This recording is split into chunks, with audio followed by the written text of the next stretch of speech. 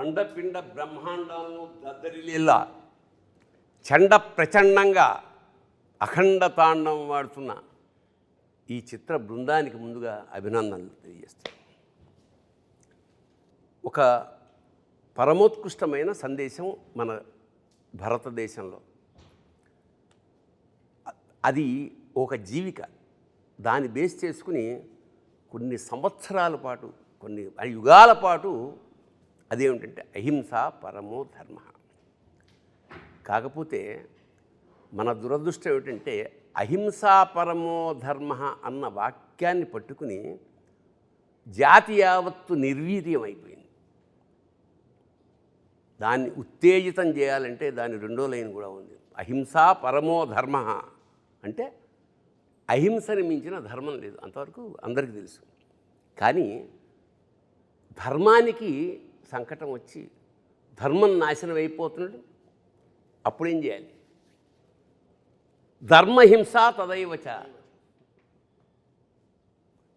ధర్మాన్ని కాపాడడానికి మన వాళ్ళు శిరచ్ఛేదం స్వచ్ఛందంగా చేసిన మహానుభావులు ఉన్నారు. సో మనం ఒక సినిమా చూస్తున్నప్పుడు ప్రత్యేకంగా ఈ అఖండలో విశేషం నాకు ఏమనిపించిందంటే, దివాణి అంటే రెండు కలిసి, ఒక దేశము ఆధ్యాత్మికత, దేవుడు దేశము పెనవేసుకుని ఒక ఉత్కృష్టమైన సందేశాన్ని ప్రపంచానికి అందించారు.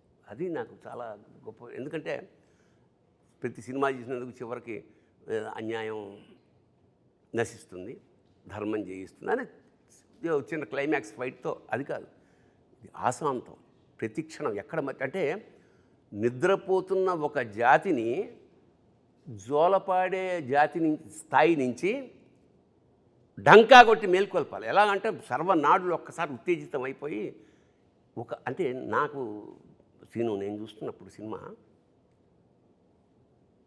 కంటిన్యూస్గా, అంటే అద్భుతాల పరంపర, అలా సినిమా చివరి వరకు అలా చూస్తూ ఉన్నాం.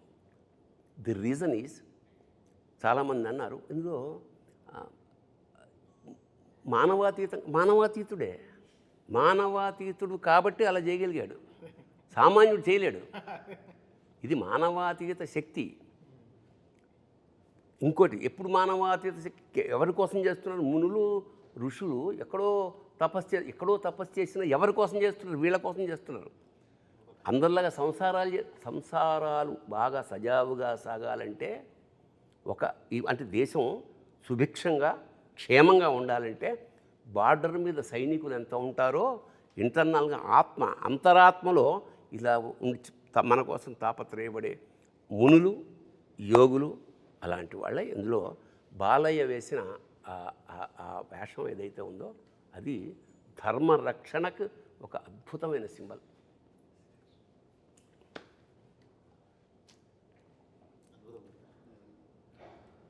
మామూలుగా మనకు అంటారు కదా గురుగారు, ఈశ్వరగం సర్వం అంటారు.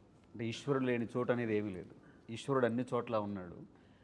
జనరల్గా ఏంటంటే మనకి పురాణం ప్రకారం కూడా ఈశ్వరుడికి లయకారుడు అని పేరు. లయకారుడు అంటే ఆయన సంహరించేవాడు కాదు, ఉపసంహరించేవాడు.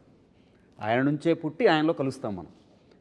అలాంటి స్వీకరించే ఈశ్వరుడు సమాజాన్ని సంస్కరించడానికి బయలుదేరితే ఏంటన్నది మన ఖండ కథ. అసలు అది అద్భుతంగా కుదిరింది. అంటే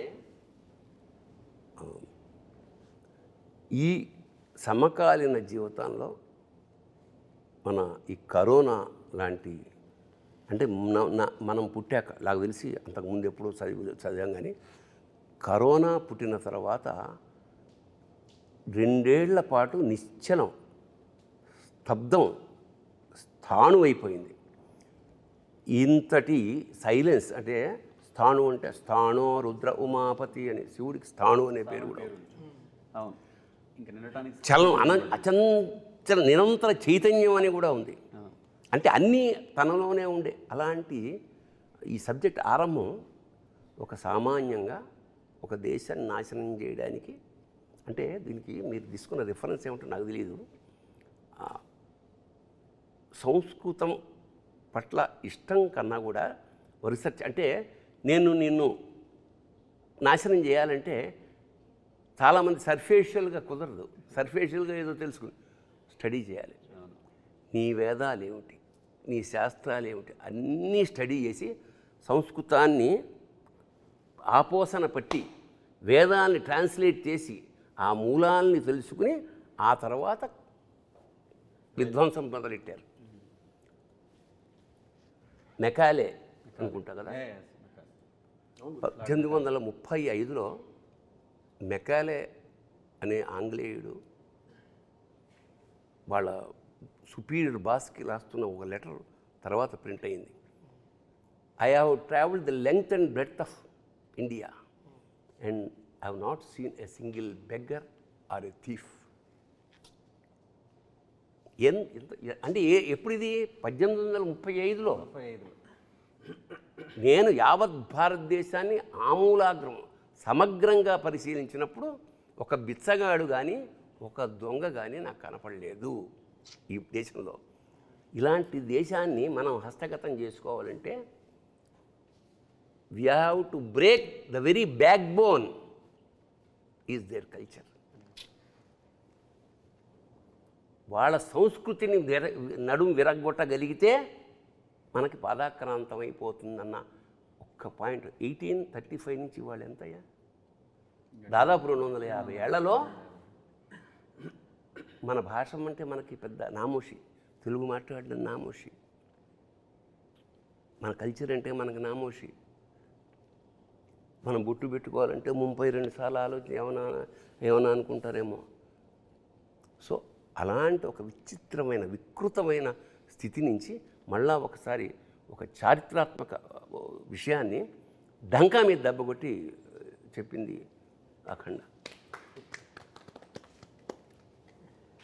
ఇక్కడ పైగా మూలం భారతదేశం యొక్క మూలాన్ని దెబ్బకొట్టడం అంటే అదే కల్పవృక్షం. భారతదేశం అన్నదే కల్పవృక్షం ప్రపంచానికి. ఎటువంటి జ్ఞానాన్నైనా ఎటువంటి విషయాన్నైనా చెప్పగలిగినటువంటి కల్పవృక్షము, ఐశ్వర్యాన్ని ప్రసాదించగల భారతదేశం చెట్టు మీద కూర్చొని దాని మూలాన్ని దెబ్బకొట్టడం అంటే అదెంత హాస్యాస్పదం. అది పడితే వాడే పడతాడు, మూలాన్ని దెబ్బకొడితే కొట్టడానికి వీల్లేనటువంటి విషయం అది. అంతటి మూలాల్లో అంటే భారతదేశం మూలం ఎట్లా ఉంటుందంటే ఒక వేరును తెంచుదామని చూస్తే ఇంకో వేరు బలంగా వెళ్తుంది భూమిలోకి. ఎందుకంటే అప్పటి నుంచి వచ్చింది కదా శబ్దగుణకం ఆకాశం అన్నారు మొదటి నుంచి. ఆకాశాద్ వాయు, వాయోరగ్ని, అగ్నేరాప, అద్భ్య పృథివీ, పృథివ్యా ఓషధయ, ఓషధీభ్యో అన్నం, అన్నాత్ పురుష అన్నారు వేదంలో. ఎక్కడి నుంచి సృష్టి ఏర్పడిందంటే శబ్దగుణకం ఆకాశం, శబ్దము నుంచి అంటే ఓంకారం నుంచి ఆకాశం, ఆకాశము నుంచి వాయువు, వాయువు నుంచి అగ్ని, అగ్ని నుంచి నీరు, నీటి నుంచి భూమి, భూమి నుంచి ఓషధులు అంటే వృక్షాలు, వీటి నుంచి అన్నము, అన్నాత్ పురుష అన్నాడు. అప్పుడు మానవుడు అనేవాడు ఏర్పడ్డాడు. ఇంత మూలము చెప్పినటువంటి ధర్మం మన ధర్మం. ఆ మూలాన్ని దెబ్బ కొట్టడానికి అవకాశం లేదు, ఎందుకంటే వీడు ఉన్నది అదే మూలంలోనే. మళ్ళీ అంటే ఇప్పుడు నువ్వు మేము పూజించాల్సిన దేవతా విగ్రహం బద్దలు కొట్టినా, మేము గుడి బద్దలు కొట్టినా మాకు పెద్ద ఫరకేం పడదు. కారణం ఏంటంటే మేము చెట్టుని పూజిస్తాం, పిట్టని పూజిస్తాం, గుట్టని పూజిస్తాం, పుట్టని పూజిస్తాం. చిన్నప్పుడు నాకు ఆశ్చర్యం అనిపించేది, చెట్టుకి పూజ ఏమిటి, కోతికి పూజ ఏమిటి, పందికి పూజ ఏమిటి అంటే పరమాత్మ లేని చోట అసలు మనకు లేదు. అది తీస్తే ఒక కర్ర పెట్టేసి దానికి పసుపు పెట్టేసి అంటే ఎంత అంటే ఈ స్థాయి కల్చరు ప్రపంచ ఎందుకంటే ఇది వెరీ రీజన్ ప్రపంచంలో ఇలాంటి కల్చర్స్ చాలా ఉన్నాయి. బట్ శాశ్వతంగా నిలబడిపోయిన కల్చర్ ఇదే, ఈ సంస్కృతి. ఎన్నో ఉన్నాయి ఇంతకుముందు, మీకు పిరమిడ్స్ తప్ప ఏమీ మిగలలేదు అక్కడ. అలాంటిది ఇక్కడ ఎందుకు అంటే మనకు ఒక ఇంట్లోనే ఒక కుటుంబంలో ఒకడు నాస్తికుడు ఉంటాడు, ఒకడు ఆస్తికుడు ఉంటాడు, ఒకడు వేరే దేవుణ్ణి పూజ చేసే ఉంటాడు. మనకి తేడా లేదు. నిన్ను ఎప్పుడు ఇబ్బంది పెట్టరు, వెళ్ళు రోజు వెళ్ళు అనేవాడు చెప్పండి నీకు. బట్ అది జీన్స్లో మనకి. సో సర్వేభ్యో అందరిలోనూ మనం దైవాన్ని సంకల్పం. అందుకనే నేను నాలోన శివుడు గలడు, నీలోన శివుడు గలడు, నాలోన గల శివుడు నీలోన గల శివుడు లోకమ్ములేలగలడు కోరితే శోకమ్ము బాపగలడు. ఏమిటి? ఈ తల్లిపోయింది, ఇతను ఎక్కడో ఉన్నాడు, రావడానికి వీళ్ళని కేచరీ గమనం మీద వస్తే తప్ప అక్కడ రాలేడు. అలాంటప్పుడు అందరూ వెయిట్ చేస్తున్నారు. తల్లి చివరి కోరిక కొరివి పెట్టాలి. ఎన్నో ఏళ్ల నుంచి పుట్టినప్పటి నుంచి వెయిట్ చేస్తోంది, రాలేడు. రాడు అని పాత్రలు ప్రేక్షకులు నిర్ణయించినప్పుడు సాక్షాత్కారంలా వచ్చేసాడు. వచ్చి కొరివి పెట్టి అందరూ ఆశ్చర్యపోయారు. ఎవరు వచ్చారు? తర్వాత ఒక మెసేజ్ పెడుతుంది, అమ్మాయి వచ్చి షాక్ అవుతుంది. ది రీజన్ ఈజ్, అప్పుడు నాకు అనిపించింది నాలోన శివుడు గళ్ళంటే ఇదే. నాలోన గల శివుడు నీలోన గల శివుడు నాటకాలాడగలడు తెరదించి మూట కట్టేయగలడు. That is the reason. So ప్రతి భక్తుడు తల్లి నా తల్లే. ప్రతి భక్తుడు ధర్మాన్ని కాపాడడానికి నిలబడి ప్రాణం కూడా పణంగా పెట్టి అవసరమైతే ధర్మం కోసం ఏదైనా చేసే ప్రతి భక్తుడు తల్లి నా తల్లే అని చెప్పేదే ఆ రోజు అక్కడ ఉన్న సద్దేశం గురుగారు. వండర్ఫుల్. ఎందుకంటే నువ్వు పూజిస్తున్నప్పుడు నువ్వు దాసుడివి.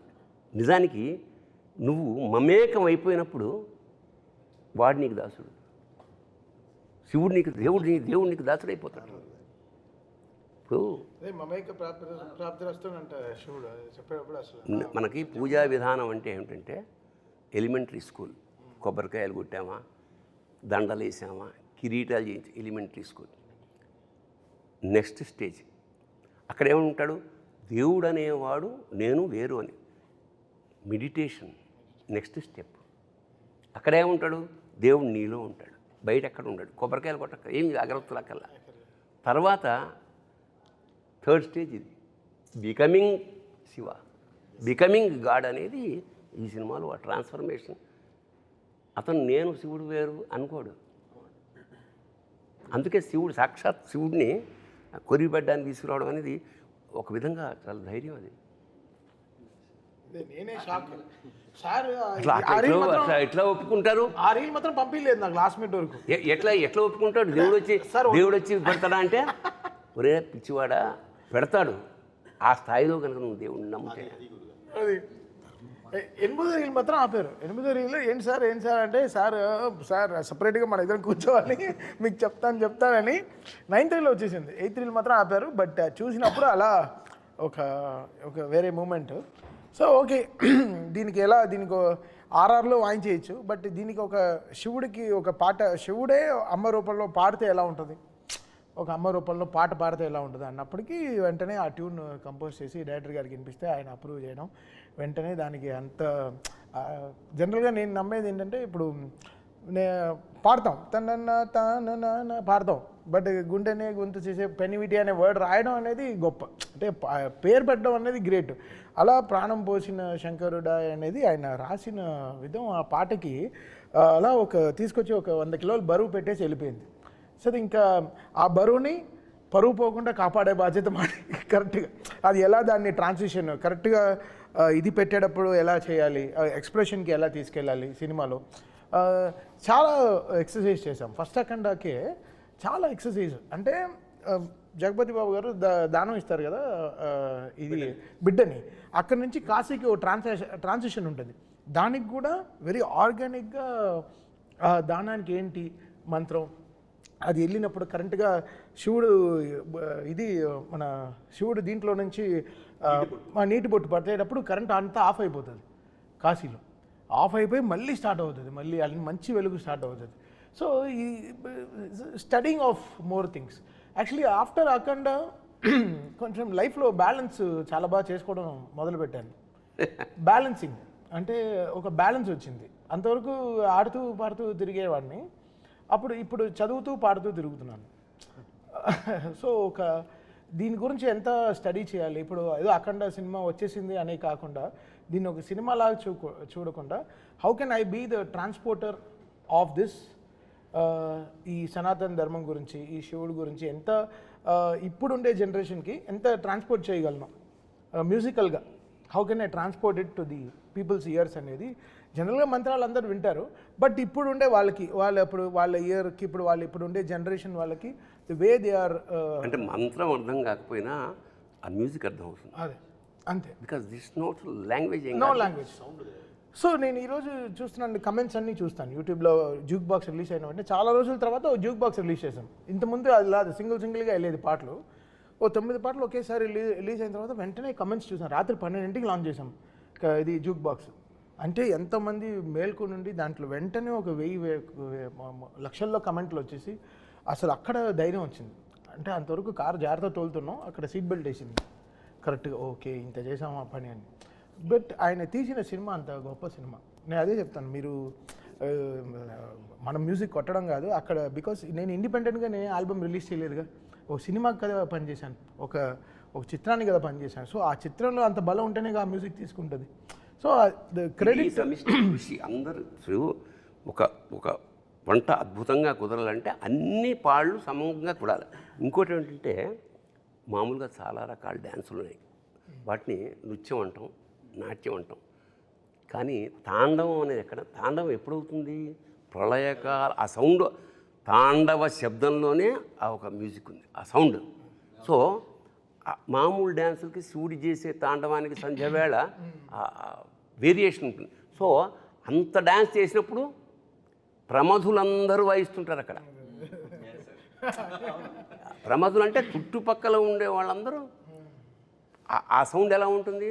చెవులు బద్దలైపోతాయి. సో మనం వాడు సరదాగా చెప్పినా ఏం చెప్పాడంటే, జాగ్రత్త నాది కాదు పూచి, ఆ సినిమా రిలీజ్ అవుతుంది, అవన్నీ సద్దుని కొంచెం క్లీన్ చేసి పెట్టుకోండి, బద్దలవుతే నాది కాదు అన్నాడు. అది సరదాగా అన్న సత్యం. అదేంటంటే గురుగారు, సౌండ్ కరెక్ట్గా బయటికి ఇది అవ్వాలంటే సర్దుకోని కరెక్ట్గా క్లీన్ చేయకపోతే అడ్డుపడి పగులుతాయి. అంతే లేదు, ఇది సరదాగా అన్న సత్యం అంటున్నా. ఈ విషయంలో గురుగారు నేను గురుగారితో కానీ తమన్ సార్తో కానీ నేను ప్రయాణం చేస్తూ ఉన్నాను కదా అఖండ మొదటి పాట నుంచి. అంటే అంటే ఉద్దేశం మంచిదైతే ఫలితం ఎప్పుడు గొప్పగా ఉంటుంది గురుగారు. నేను వీళ్ళిద్దరిలోనూ బాగా గమనించిన విషయం ఏంటంటే ఉద్దేశం. మన ఉద్దేశం ఎప్పుడైతే హానెస్ట్గా ఉంటుందో దాని తాలూకు అవుట్పుట్ కూడా ఎక్స్ట్రీమ్గా ఉంటుంది.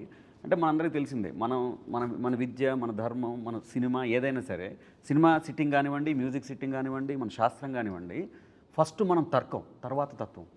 ముందు తర్కం చెప్పి తర్వాత తత్వం చెప్తాం, లాజికల్గా.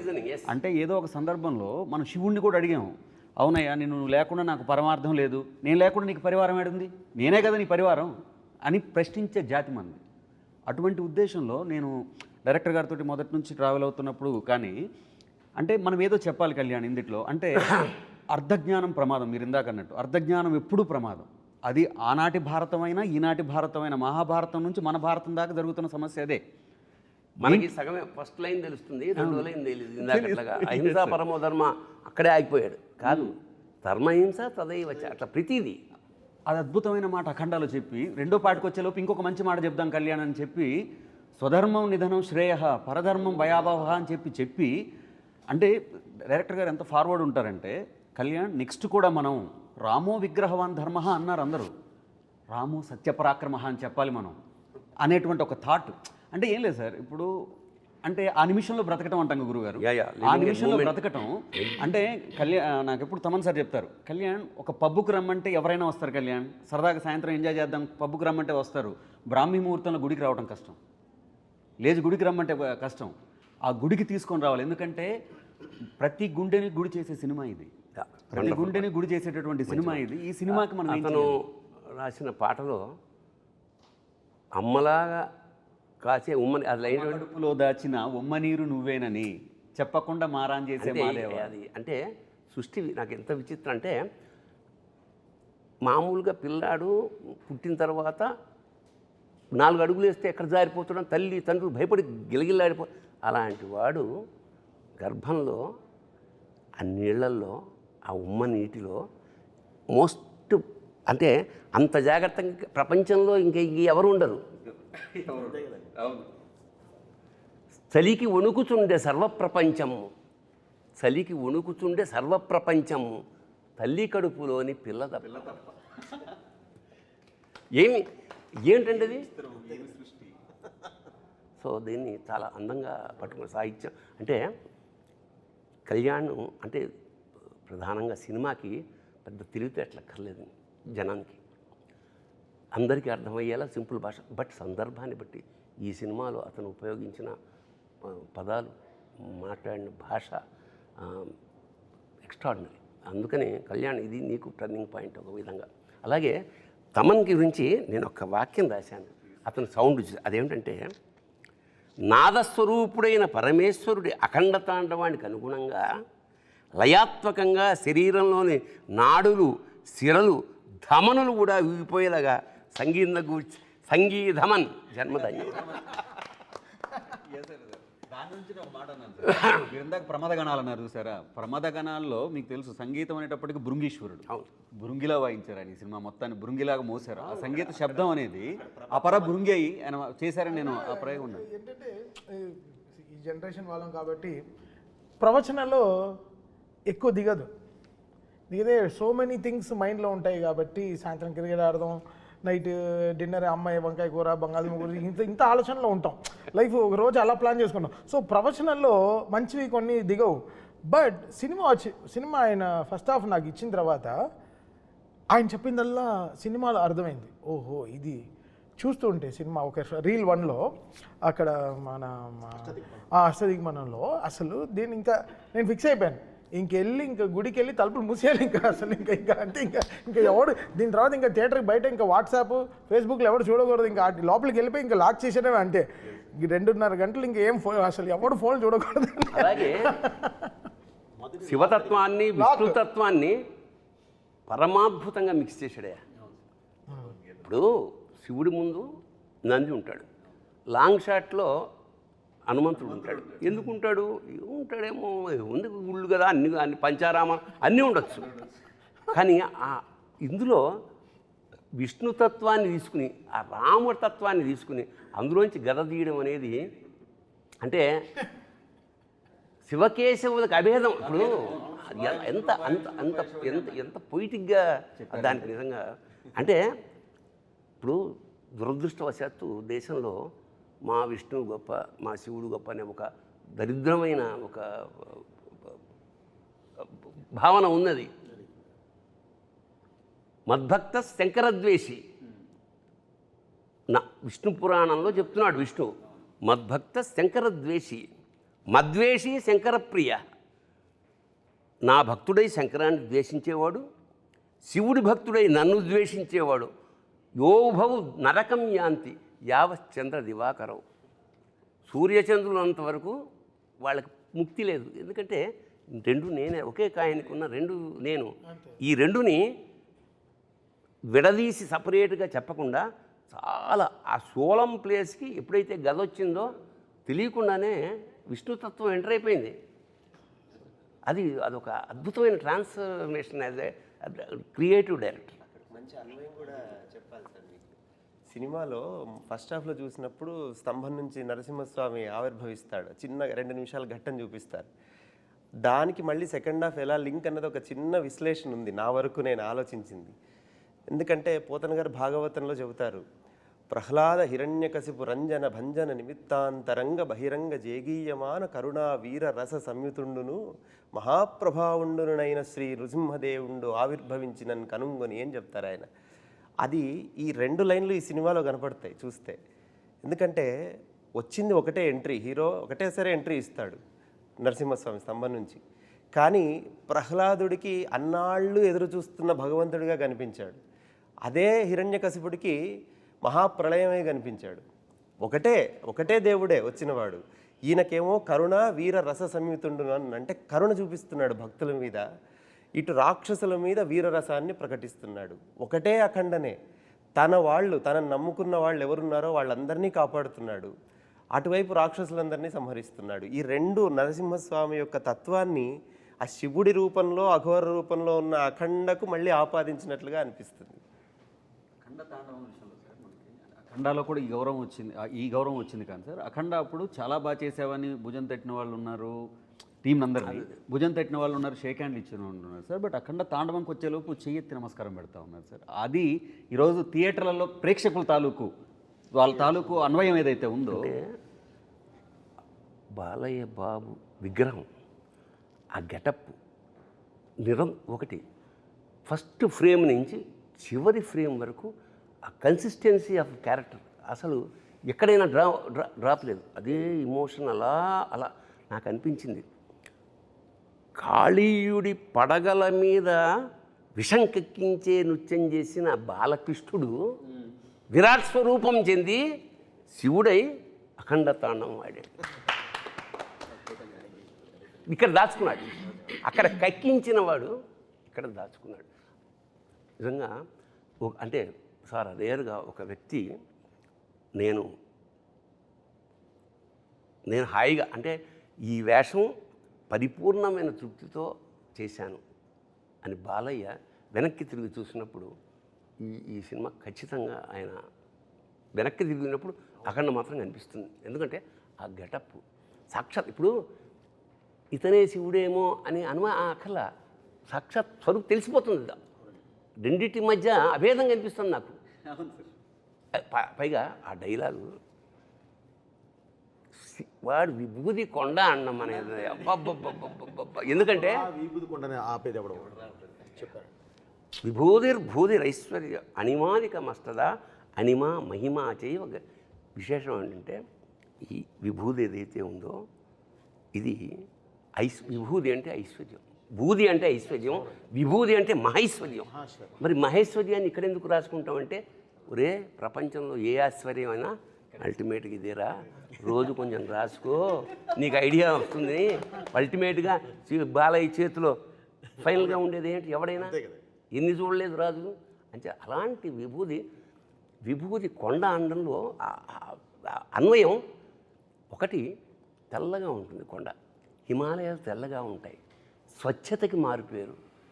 అనంతమైన అండ ఆ బంగారు కొండ లేదా మంచు కొండ లేదా విభూది. ఆ కొండ విభూది కొండ అని ప్రయోగించడం మాత్రం ఐ రియల్లీ ఎంజాయ్. అలాగే క్లైమాక్స్లో మనవాడు రాసిన సంస్కృతి పల్లవి ఏంటి పల్లవి ఒకసారి అను. అఖండ హైందవం హైందవం హైందవం విశ్వరచన వైభవం. ఒకసారి పులకించేసింది అన్నమాట. అంటే లెండి ఇంకా చాలు, ఈ నిద్ర చాలు, ఇంకా తమను ఇస్తున్నాడు కొట్టండి. మేల్కొల్పు అంత స్ట్రాంగ్గా నిజంగా ఇది ఒక సినిమా కాదు, ఒక అనుభవం, ఒక అనుభూతి, ఒక ఆరాధన, ఒక దాన్ని అంటే విస్మయం, అంటే విభ్రాంతి చెందుతాడే మనిషి, అలా స్టన్ అయిపోయి చూడడం. అది ఈ సినిమాలో సాధ్యపడిందంటే ఇది ఒక్కళ్ళ కృషి కాదు. ఎప్పుడైనా సరే కెప్టెన్ ఆఫ్ ద షిప్ అని డైరెక్టర్ ఉంటారు, ప్రొడ్యూసర్ ఏమన్నా ఓనర్ ఆఫ్ ద షిప్, మిగతా అందరూ నడిపారు పడవని.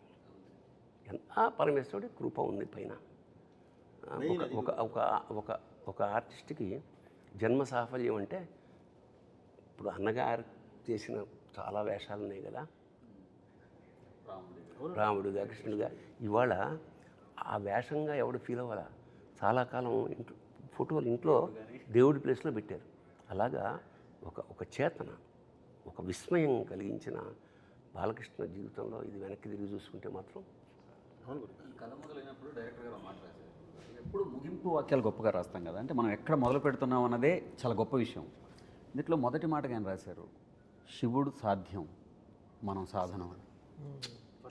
అంటే అది అక్కడ మొదలైంది కథ, అక్కడ పుట్టింది కథ. బాలయ్య గారి గురించి ఎప్పుడు గురుగారు ఒక మాట చెప్తారు సార్, అంటే ఆ కలశంలో ఉంది అమృతం అయితే ఆఖరి చుక్కలో కూడా అమృతమే ఉంటుంది.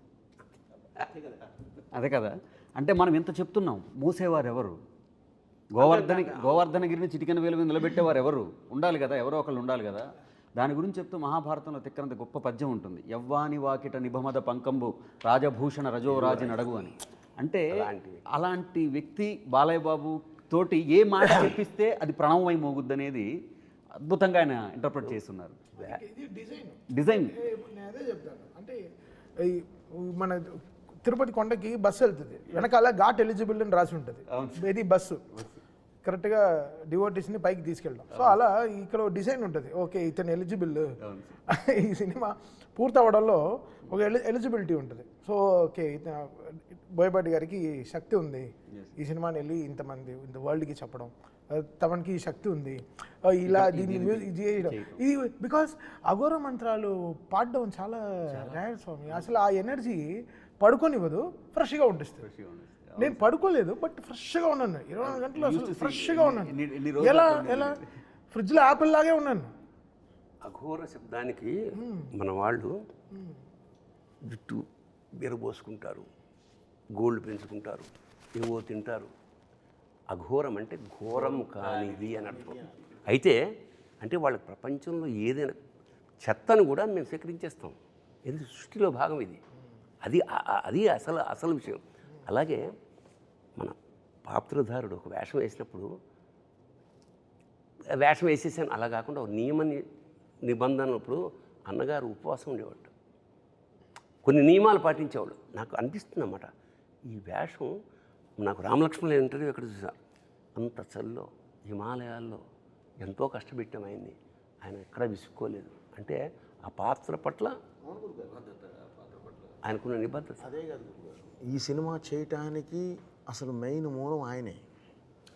నేను వెళ్ళి కూర్చొని బాబు సింహ లెజెండ్ 2 సోషల్ ఫిల్మ్స్ చేసాం మనం, ఇప్పుడు 3వది కూడా మళ్ళీ సోషల్ ఫిల్మ్ అంటే మీటర్ భయంకరంగా తొక్కాల్సిందే తప్ప వేరే మార్గం లేదు, తర్వాత చేయలేము అని అంటే మరి ఏం చేద్దామండి. నా దగ్గర ఒక అఘోర క్యారెక్టర్ ఉంది అంటే ఒక ధర్మాన్ని కరెక్ట్గా తీసుకెళ్ళి దేశం ముందు నిలబెట్టే ఒక అఘోర క్యారెక్టర్ ఉంది అని అంటే, అఘోర అంటే ఇప్పుడు మీరు చెప్పిందే చెప్పారండి, జుట్టు విరబోసుకొని అది లేకుండా అవి వేసుకొని అవి స్వీకరిస్తూ ఉంటారు వాళ్ళే బాబు. కాకపోతే బాలయ్య గారను బోయపాటిది కాదుగా, మనం తీసుకెళ్లే విధానం ఒకటి ఉంటుంది కదా. అంటే టైం స్టార్ట్ అయిందండి, ఓన్లీ 30 సెకండ్స్లో సరే గెటప్ టెస్ట్ ఎప్పుడు ఇంతేనండి కదా. ఎందుకు నువ్వు అనుకున్నావు కదా, నువ్వు కాన్ఫిడెంట్ కదా, చాలు నాకొద్దు గెటప్ టెస్ట్ ఎప్పుడు, ఓకే బాబు మీరు చెప్పండి మంచి రోజు, ఓకే అయిపోయింది అంతే అండి. దానికి మించి అసలు ఎక్కడ డిస్కషన్ కూడా లేదు, వెళ్ళిపోయాం. సో అప్పుడు ఏంటంటే గురువుగారు ఇలాంటిది అద్భుతంగా చేయగలం, ఎందుకంటే మనకు బాధ్యత పెరిగింది. ఈ సినిమా కూడా గురుగారు చేసేటప్పుడే నాకు ఐడియా ఉంది గురుగారు, ఇది డబ్బుతో కాదు మనసుతో చేయాలి, ఇది డబ్బుతో కాదు, ఇది మనుషుల మనసులోకి వెళ్ళాలి, ఇది డబ్బు కాదు, ఇది అందరికీ చేరాలి, ఇదే కాన్సెప్ట్ గురుగారు. అందుకనే ఈ సినిమాలో దైవత్వమే కాదు ధర్మం అంటే ఏంటో చెప్పాను, మన దేశం ఎలాంటి గొప్ప దేశమో చెప్పాము. మనల్ని ఎవరు ఈ రోజు వరకు గురుగారు ధర్మం గురించి చెప్పారు, మీరు చెప్పారు వారు లెటర్ గురించి చెప్పారు 1850ది. నేను ఇంక అంత ముందు నుంచి వచ్చాను గురుగారు. అసలు మన రాజులేంటి, మన రాజ్యాలేంటి, ఎన్ని సంవత్సరాల పాటు ఎలా ఉన్నారు, అసలు వీళ్ళని ఎవరు జయించలేక ఎలా విడగొట్టారు, అక్కడి నుంచి చదువుకుంటూ వచ్చి ఇప్పుడు దీనిలో కరెక్ట్ చెప్పించాను గురుగారు. అది కూడా ఒక చైనీతో చెప్పించాను. భగవద్గీత అనేది ఒక రిటైర్డ్ చైనీస్ జనరల్ చదువుతూ ఉంటాడు, స్టడీ చేస్తుంటాడు, మనం చేయం. వాళ్ళు చేసి అతను చెప్తాడు అసలు ఏంటంటే భారతదేశాన్ని కొట్టాలంటే మూలలో కొట్టడం కాదు, మూలానికి వెళ్ళి కొట్టాలి, అదే వాళ్ళ దేవుడు అని చెప్పి. హతోవా ప్రాప్సేసే స్వర్గం, పోయావా స్వర్గం వస్తుంది, జిత్వావా భోజ్యసే మహీం, గెలిచావా యావత్ భూమండలాన్ని, తస్మాత్ ఉత్తిష్ట కౌంతే. ఇది భారతీయుడికి చెప్తున్నాడు, ప్రతి భారతీయుడికి మనం ఈ సినిమా ద్వారా ఉత్తిష్ట కౌంతేయ యుద్ధాయ కృత నిశ్చయ, యుద్ధాన్ని సిద్ధంగా ఉండడం. See it is a motivational Bhagavad Gita. దురదృష్టం ఏమిటంటే ఇప్పుడు సభాముఖంగా ఈ సందర్భం వచ్చిన మన వాళ్ళు పోయినప్పుడు పెడతారు, ఎప్పుడో పొరపాటున ఎవడో పెట్టాడు, ఎవడన్నా ఇంట్లో భగవద్గీత వస్తుంటే అయ్యో నిన్న బాగానే ఉన్నాడు కదా అనే స్థితికి వచ్చింది. కాదు, it is a wonderful motivational పుస్తకం. ఈ సినిమా ద్వారా యావత్ భారతదేశానికి, యావత్ యూత్కి, ప్రపంచానికి ఏం చెప్తున్నామంటే లేవండి, ఉత్తిష్టగా ఉంది, యుద్ధం చేయి, జీవిత సమరం. ఇప్పుడు భారతం ఎక్కడో లేదు, మనలోనే.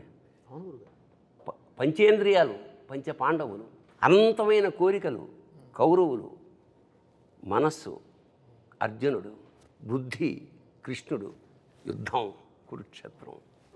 చాల్ ఇప్పుడు బాలకృష్ణ బోయపాటి అంటే కలిపితే ఏమవుతుంది, బాబోయ్, అమ్మ బాబోయ్, అయ్య బాబోయ్.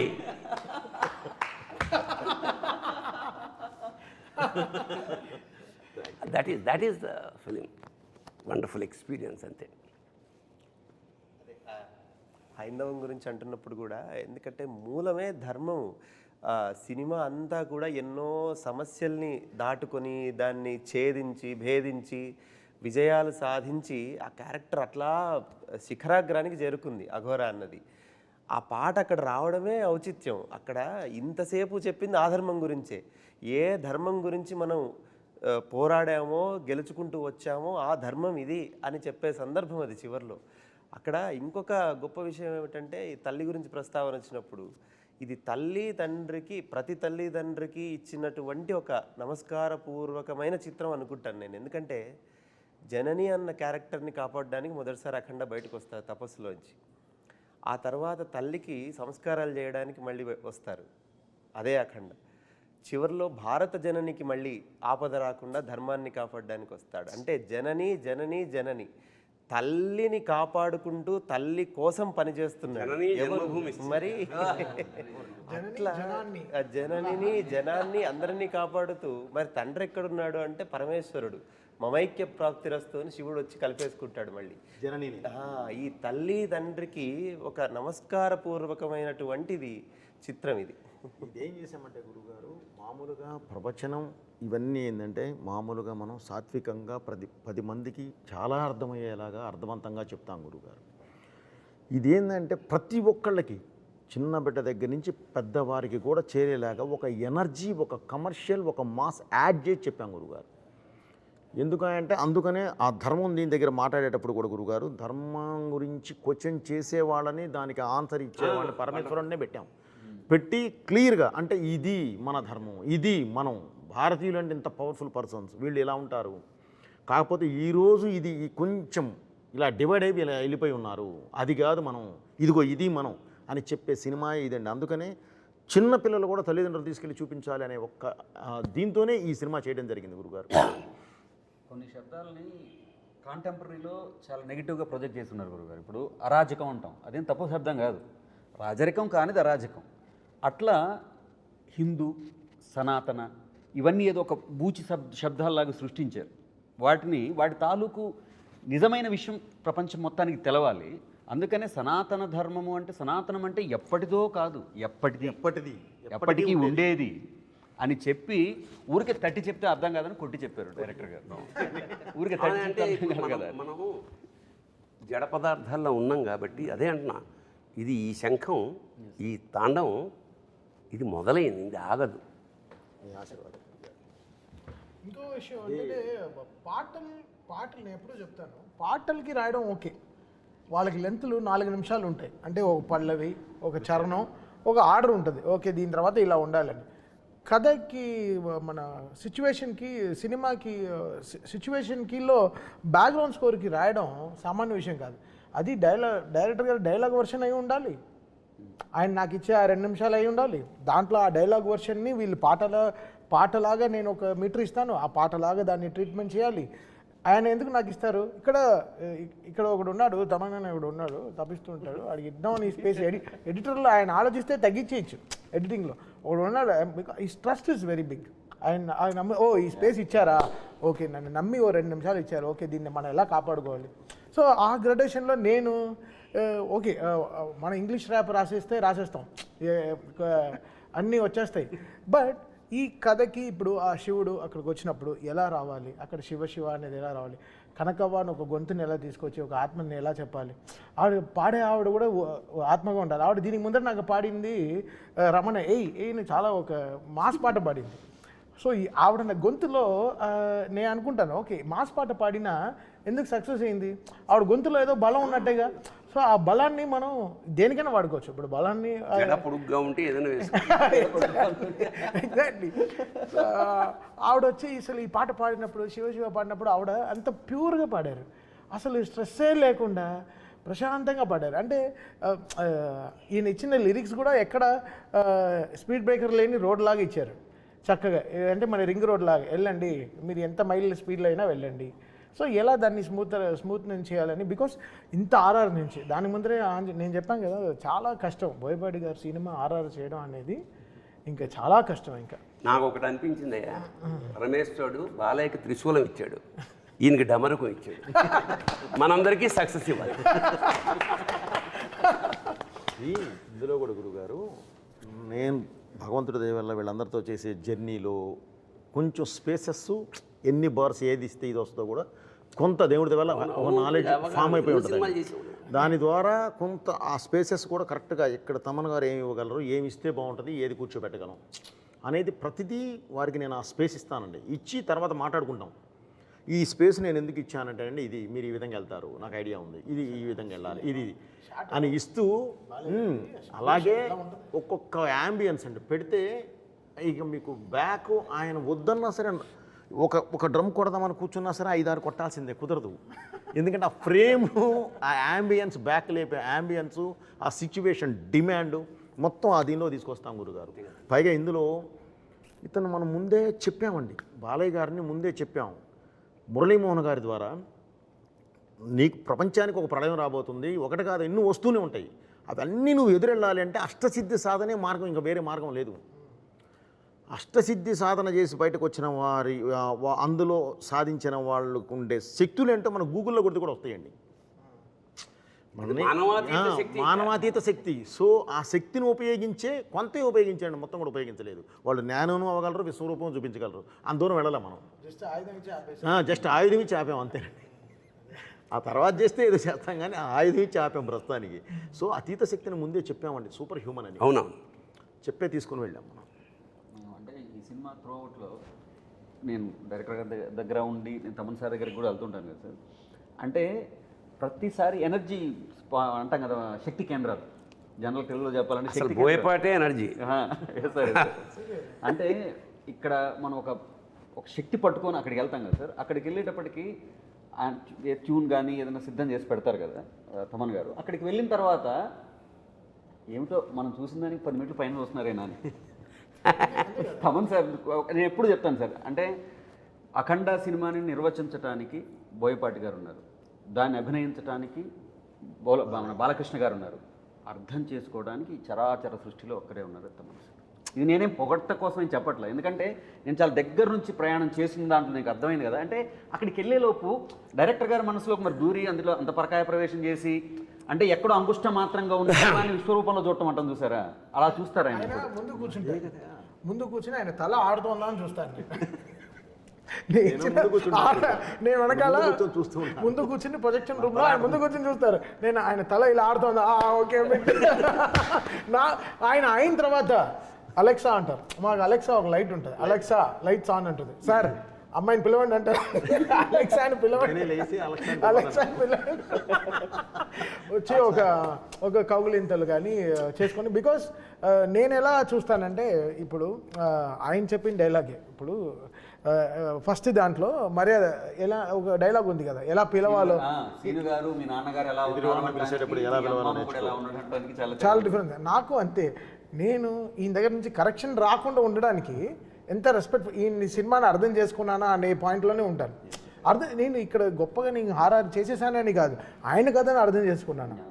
Logic is very simple understanding. So దీన్ని నేను ఒక్కడనే కాదు, సో మా టీంలో అందరు పిల్లలే, అసలు ఎవ్రీబడి ఈజ్ అండర్ 25-30 ఇయర్సే. సో వీళ్ళకి బాలకృష్ణ గారి సైజు, ఫిల్మ్ సైజు, బోయపాటి గారు పెట్టే యాంగిల్స్, ఆయన ఎప్పుడూ చెప్తారు కదా 30 పెట్టి ఇలా చూస్తానని అంటారు కదా, అది గ్రౌండ్ లెవెల్లో అర్థం చేసుకోవడం చాలా కష్టం. అందరు చిన్న చిన్న మానిటర్లో పనిచేస్తారు, అంతే సైజ్ మానిటర్లో పనిచేస్తారు. బట్ మనం 70 mm ఊహించుకోవాలి, 70 mm ఈ సౌండ్ ఎలా ఉంటుంది రేపు థియేటర్లో 2.5. అప్పుడు మేము చెప్పినట్టు 75-77 days RR చేసాం, బట్ జనాలు చూసేది 2.5 గంటలేగా. లీనియర్గా 2.5 hours ఎంత మనం ఎలా ట్రావెల్ అవుతున్నాం అనే సైన్స్ మనలో లేకపోతే మనం వీ కాంట్ బ్యాలెన్స్. అది వెరీ అది చాలా, అది నేర్చుకుంటే చాలా, నేర్పితే కూడా రాదు, చాలా it has to come inside, inner science రావాలి. ఆ విషయంలో నేను తమన్ గారికి కూడా చాలా కృతజ్ఞతలు చెప్పాలి సార్. ఎందుకంటే సాహిత్యం ఎంత అద్భుతంగా వచ్చినా సినిమాను మొత్తం సినిమా చూసి అర్థం చేసుకునే అవకాశం ఉండకపోవచ్చు. అంటే రచన వరకు మేము ఉంటాం కాబట్టి ఆ మొత్తము అర్థం చేసుకొని ఆ సీన్కి ఏం కావాలి దాన్ని అది దాని ఏమాత్రం తగ్గకుండా ఆ సారాన్ని మళ్ళీ మాకు ఇస్తే కదా మేము రాయడానికైనా అది వీలుగా ఉంటుంది. దానికి మొత్తం credit నేను తీసుకోలేను గురుగారు. శ్రీకృష్ణనే మాతో ఇప్పుడు ఇది ఈ సక్సెస్ ఇది అఖండ అనే ఒక పల్లకి, దానికి మొదటి బోయి, మిగతా అందరం మనం పట్టి తీసుకెళ్తున్నాము. అంటే ఇతను వీళ్ళతో పనిచేసింది నేను మాత్రం కాకుండా టీంలో కూడా, అంటే మ్యూజిక్ సైడ్ శ్రీకృష్ణ గారు, అద్వితి అని ఒక అమ్మాయి, ఇంకా శృతి అని ఇంకో అమ్మాయి, ప్రకృతి అని ఇంకో అమ్మాయి, వాగ్దేవి అని ఒక అమ్మాయి, ప్రణతి అని ఇంకో అమ్మాయి, వీళ్ళందరూ చాలా వీళ్ళ తపస్సు ఏంటంటే మనకు కరెక్ట్గా పనిచేయాలని. సో అందరూ ఈక్వల్ రెస్పెక్ట్స్ ఇస్తూ వస్తేనే అన్ని కరెక్ట్గా కామాలు పంచువేషన్స్ కరెక్ట్గా ఉంటాయి, లేకపోతే అలా లూజ్ అయిపోతాయి. అదే టీం కూడా, అంటే మా టీం కూడా అసలు ఓషో కానీ, అసలు హరి కానీ, శశాంక్ గారు కానీ, అసలు వీళ్ళందరూ ఈయన చెప్తారు టీము సూపర్ టీం సార్ మీకు అంటారు. సో అది ఎప్పుడు అదే ప్లేయింగ్ 11 క్యాప్టెన్ ఒకటి ఉంటే చాలుగా, 11 మంది కరెక్ట్గా ఆడాలిగా, అప్పుడే గెలుస్తాం. సో అది ఫెంటాస్టిక్గా పాజిటివ్గా ఉండే టీం, పాజిటివ్, ఎగ్జాక్ట్లీ మెయిన్ పాజిటివ్గా ఉండే టీం అండి. అది గురుగారు ఇప్పుడు ఈ సినిమా భారతదేశం ఆత్మ అని ఇప్పుడు ఫస్ట్ నేను అదే చెప్పాను. ఈ సినిమా భారతదేశం ఆత్మ అని అంటే ఆ ఆత్మ ఇవాళ థియేటర్లలో కలా ఫ్లో అయ్యి ప్రతి వైపు నుంచి కూడా రెస్పాన్స్ వస్తూ ఉంటాయి. అంటే చెప్తారు కదా sir, cinema is mutual respect and mutual belief అని, mutual belief and mutual respect అని. దాని తాలూకు రిఫ్లెక్షన్స్ కానీ ఇవాళ త్రూ అవుట్, అంటే ఐఎమ్ బేసికలీ నేను బాలయ్య బాబు అభిమాని కదా సార్, త్రూ అవుట్ ఎక్కడి నుంచి వస్తున్నా కానీ ఆ ఎనర్జీ అనేది. విచిత్రం ఏంటంటే ఎవరి అభిమాని అయినా ఇందులో బాలయ్య కనపడలా, ఒక శివతత్వమే. నాకు కూడా క్వశ్చన్ మార్క్ వస్తుంది ఒక్కొక్క రీల్ తర్వాత. దీని తర్వాత ఇంకేం చేస్తారు, ఇంకో ఫైట్ ఉందన్నారు, దీని తర్వాత ఇంకేం చేస్తారు, ఇంకేం చేస్తారు, అయిపోయింది. ఆదిని చంపేశారు, నెక్స్ట్ ఏంటి హనుమంతుడు. ఎలా మెన్షన్ చేయాల్సిన ఒక పేరు మాత్రం ఆది. ఎందుకంటే ఒక పాజిటివ్ ఎనర్జీకి కరెక్ట్గా నెగిటివ్ ఎనర్జీ అంటే అతని పెర్ఫార్మెన్స్ నిజంగా హ్యాట్స్ ఆఫ్ నిజంగా. అంటే ఈయన తట్టుకోవడం మానవ సాధ్యం కాదు కదా, అంచేత అతను పడాల్సిన శ్రమంతా మనకు కళ్ళ ముందు తెలిసిపోతుంది. అది ఆయన పైనుంచి వెళుతున్న బాలయ్య గారి మీద నుంచి వెళుతున్న విభూది, నేను శ్రీశైలం నుంచి తెప్పించిన ఒరిజినల్ విభూదేనండి. ఆయనకి మన ఒరిజినల్ విభూతి గురుగారు 100 కేజీలు అక్కడి నుంచి తెప్పించి, ఎందుకంటే అది ముక్కులోకి వెళ్తే మామూలు అయితే ఎలర్జీస్ వస్తాయి, అందుకని అక్కడి నుంచే స్వామివారి దగ్గర నుంచే తెప్పిస్తామండి. తెప్పించి దాన్ని ఆయన మీద వాడాము. అలాగే ఆదికి బ్లాక్ ఒక నెగిటివ్ అని చెప్పడానికి ఒక ఇది కలర్ యూజ్ చేస్తాం కదా గురుగారు, అది కూడా ఒరిజినల్ కోల్ నుంచి జాగ్రత్తగా ఇది చేసాం గురుగారు. ఏది కళ్ళల్లో పడ్డా ముక్కులో పడ్డా ఎలర్జీ రాకుండా, కానీ అది ఒరిజినల్ సీజీ ఇది ఉంటుంది. కొడితే 4 కంప్రెసర్లు పెట్టి కొడితే జుబ్బు మనకి గుర్తుంటుంది, మన వస్తుంది గురుగారు. అప్పుడు ఓపెన్ అవుతాయి మన ఫ్యాంటమ్ కెమెరాలు 2, 500 ఒకటి 700 ఒకటి క్లంగ్ మనకి. క్లంగ్ అనేవాడు బాగా వాడతారు ఆయన. Clang sir, clang Manali sir.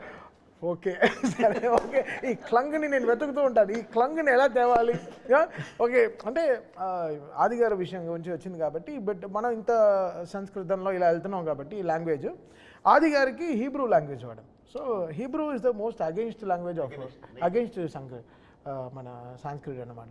So ఆ లాంగ్వేజ్ ఆయనకు వాడి ఆయన టీంలో హీబ్రూ లాంగ్వేజ్ వాడడం జరిగింది, దాని తగ్గ మ్యూజిక్ కరెక్ట్ జరిగింది. సో డిజైన్కి సమిష్టి కృషి తప్ప వచ్చి కూర్చున్నాయి గురుగారు. ఇది ఒకటే ఏంటంటే జనానికి ఇది వెళ్ళాలి, నెక్స్ట్ జనరేషన్ దీనివల్ల ఈ సినిమా వల్ల ప్రభావితమై ఎంతో కొంత వాళ్ళు అలవర్చుకోవాలి. ఎందుకంటే ఇది ముందు కూడా అని చెప్పినట్టు ఇది అఖండ అనేది ఒక జాగృతం చేసే, జాతిని జాగృతం చేసే ఒక మహా అనుభూతి, మహాకావ్యం.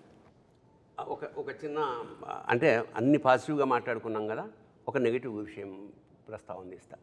అంటే చూసిన జనాలు ఇదేంటిది కొడితే అలా లేచిపోతున్నారు, ఇదే మనిషిని బట్టి హారతి తిప్పేస్తున్నారు అని కొంచెం ఏంటంటే వేళాకోళం చేసిన సందర్భాలున్నాయి. మరి దానికి అంటే నాకు అనిపించింది ఏమిటంటే అతను మామూలు మనిషి కాదు, అఖండ అనేవాడు మానవాతీత శక్తి అన్న. మరి దీనికి మీరు ఏం జస్టిఫికేషన్? నేను ఓవరాల్గా ఒక హీరోయిన్కి హీరోకి కెమిస్ట్రీ ఉంటుంది, బాలయ్య గారికి ఒక డైరెక్టర్కి హీరోకి ఒక కెమిస్ట్రీ కొట్టడం చాలా రేర్. సో వీళ్ళ కెమిస్ట్రీని ఫిజిక్స్ రూపంలోనే చెప్తారు.